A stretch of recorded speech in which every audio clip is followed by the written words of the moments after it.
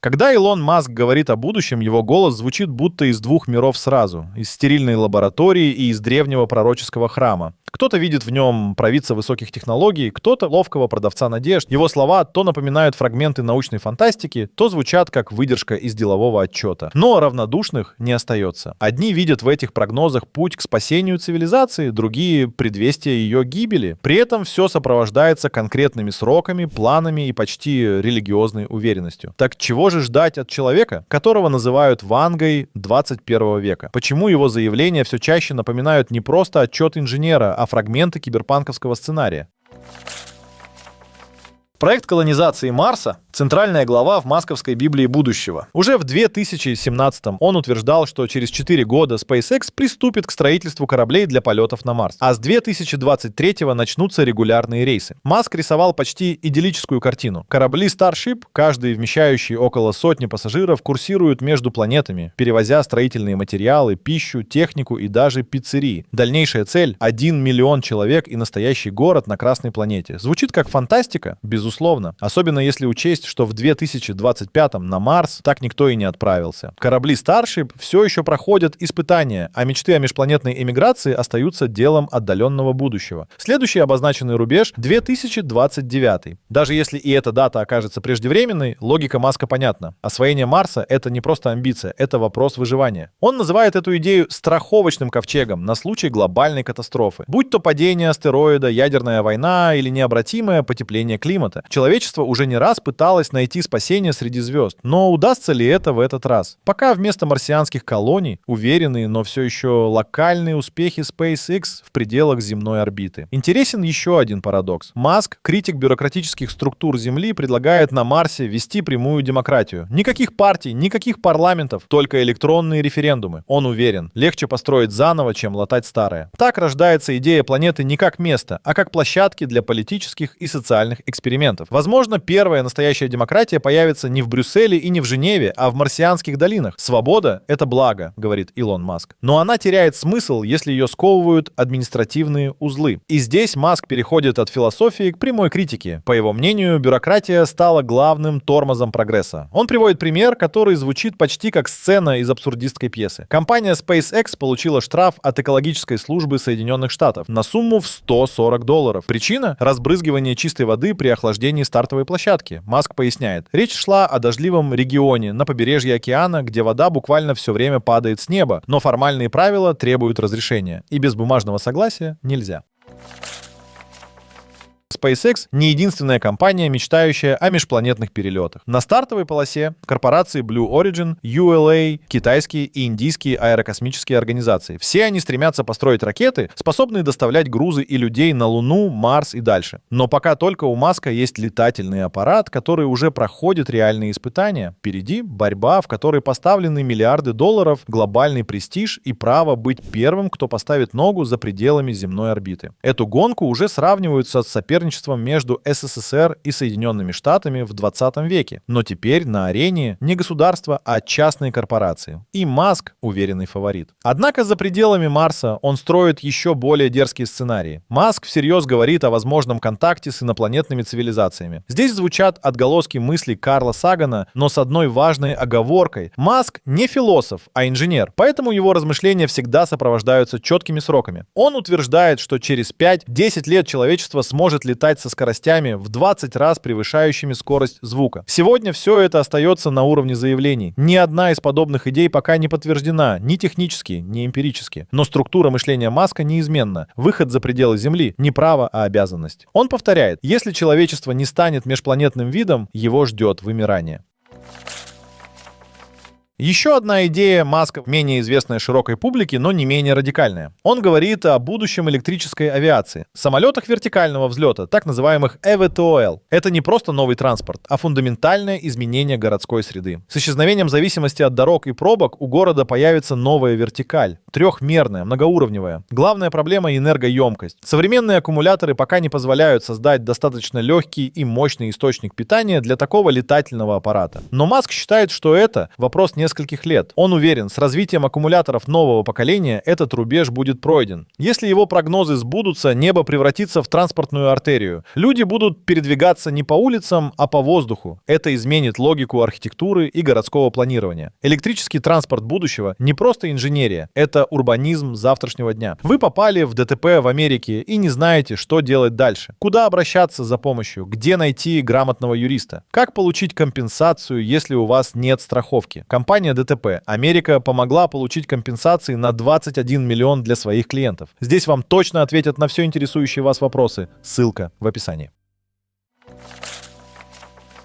Маск давно утверждает, дом должен быть не потребителем энергии, а ее производителем. Особенно в теплом климате, где солнце светит почти весь год. Крыша дома — это солнечная электростанция. Панели Tesla и аккумуляторы Powerwall позволяют не только получать энергию, но и накапливать ее на случай перебоев. По его словам, через 10-15 лет подавляющее большинство домов станут автономными. Это революция в быту. Не шумная, не броская, но глубокая. В будущем человек сможет жить вдалеке от города, не отказываясь от привычного комфорта. Энергетическая независимость станет нормой, а не привилегией.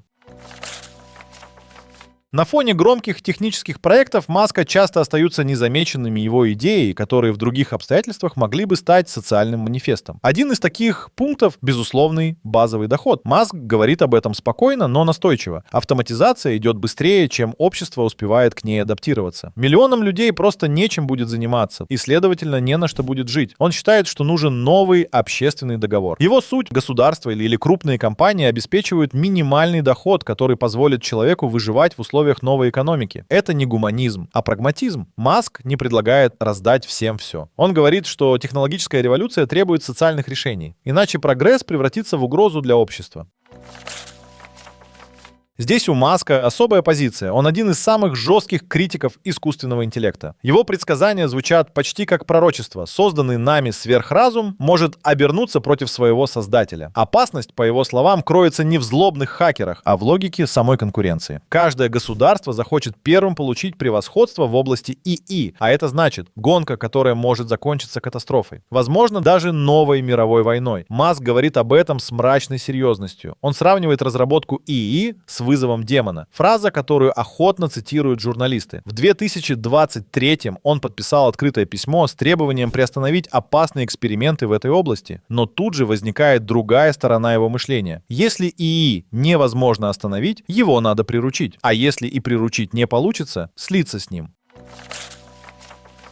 Neuralink — одна из самых футуристических компаний Маска. Ее задача — создать мост между человеческим мозгом и машиной. Это не просто фантастика, а попытка технологически вшить человека в цифровую реальность. Маск считает, что у человечества не останется иного выбора. Если искусственный интеллект станет умнее людей, единственный способ выжить — стать его частью. Нейроинтерфейс, по его замыслу, должен позволить управлять техникой силой мысли, получать информацию напрямую в мозг, а со временем объединиться с АИ в единый симбиоз. Изначально испытания чипов на людях планировались на 2020, но начались они только в 2023.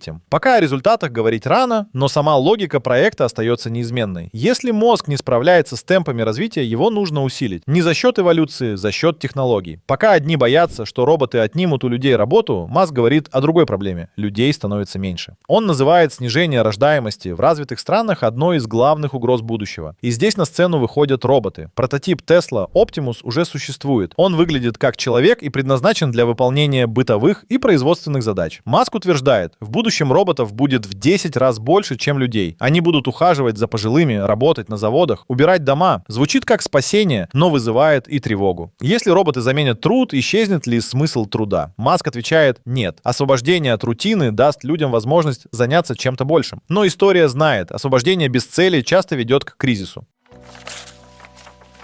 Если колонизация Марса пока остается в будущем, то автомобили с автопилотом гораздо ближе к реальности. Но и здесь Маск демонстрирует свое фирменное противоречие, делает громкие заявления и с такой же легкостью переносит сроки. В 2016 он уверял, автомобиль Tesla сможет проехать от Лос-Анджелеса до Нью-Йорка без участия водителя. В 2019, что на дорогах будет 1 миллион роботакси. Но даже к 2025 система Full Self-Driving по-прежнему работает только под контролем водителя. Каждый год Маск говорит, говорит, что прорыв вот-вот произойдет. Но для скептиков автопилот становится аналогом летающего автомобиля, изобретением, которое все время обещают через 2 года, но никогда не доводят до конца. Hyperloop — еще один символ этой стратегии. Концепция капсулы, движущейся по вакуумной трубе со скоростью примерно 600 миль в час, вдохновила десятки стартапов. Но ни один не смог довести идею до полноценной коммерческой реализации. Сам Маск однажды признался, идея Hyperloop отчасти была пиар-ходом, чтобы затормозить развитие высокоскоростной железной дороги в Калифорнии, которая могла бы навредить продажам Tesla.